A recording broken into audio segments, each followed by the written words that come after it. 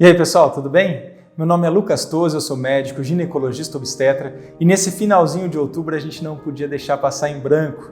Outubro Rosa é o nosso tema de hoje. Antes do vídeo, não se esquece de compartilhar com seus amigos, sua família e curtir nossas redes sociais para mais informações sobre saúde feminina.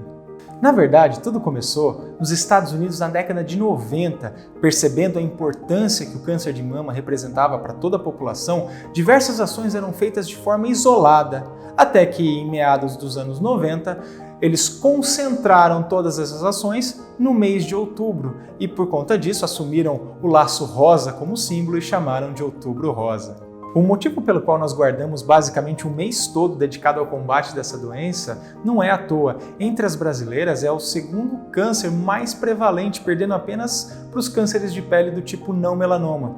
Estima-se que em 2019 vão aparecer cerca de 60 mil novos casos. Dada essa abrangência, se justifica toda essa mobilização que nós vemos no nosso dia a dia nesse mês.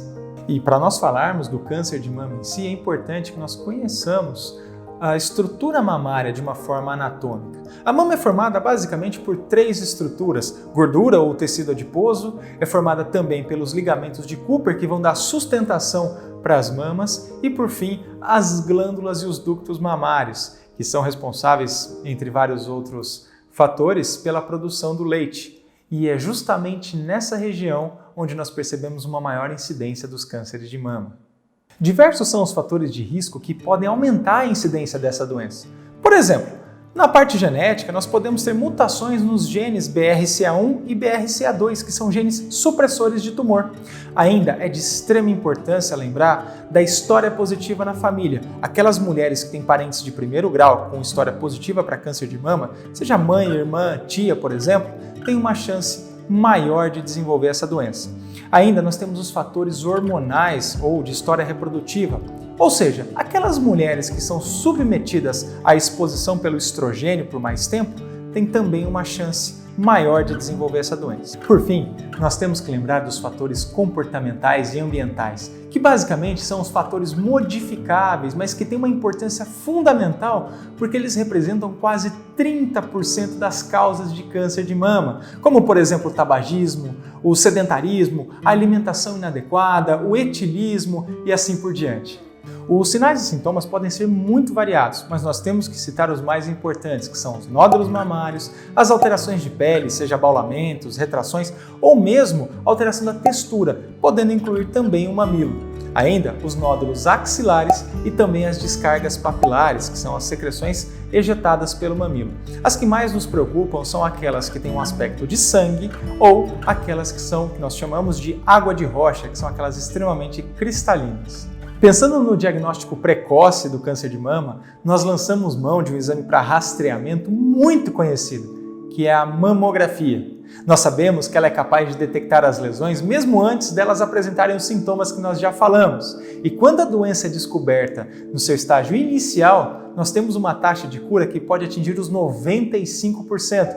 A mamografia, de acordo com cada protocolo, pode ser solicitada a partir dos 40 anos de idade. Eventualmente, a mamografia pode não ser suficiente para fechar um diagnóstico. Dessa forma, nós lançamos mão de outros exames de imagem, como por exemplo o ultrassom das mamas ou mesmo a ressonância magnética.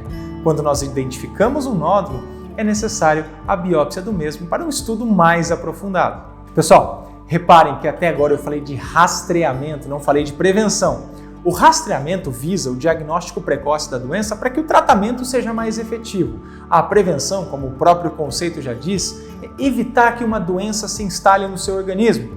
No caso do câncer de mama, por exemplo, nós podemos fazer isso tendo uma alimentação saudável, evitando farinha branca, evitando açúcar, evitando excesso de carboidrato, como por exemplo pão, macarrão, arroz, batata.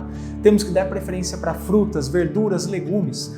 Temos que evitar também o tabagismo, o etilismo e, sobretudo, pessoal, o sedentarismo, que além do câncer de mama é o responsável por várias outras doenças. Dessa forma, nós percebemos que hábitos saudáveis são a melhor opção quando nós queremos cuidar do nosso organismo. O tratamento do câncer de mama é bastante personalizado e vai depender de vários fatores, como por exemplo o tipo e o tamanho do tumor, o volume mamário, a localização, a presença ou não de metástases, entre vários outros.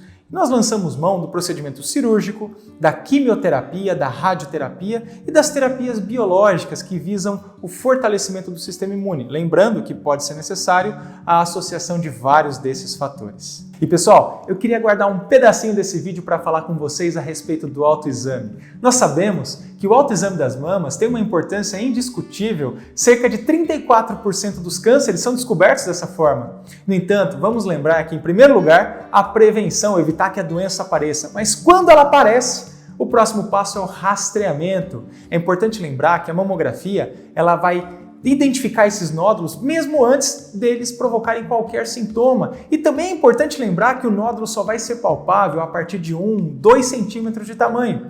Dessa forma, mesmo que a mulher se autoexamine de forma correta e não identifique absolutamente nada errado, é muito importante que ela faça o seu acompanhamento anual com o ginecologista da sua confiança. Finalizando, pessoal, e levando-se em conta a facilidade que nós temos no rastreamento e a importância do diagnóstico precoce, eu costumo dizer que pior do que ter um câncer é não saber que tem um câncer.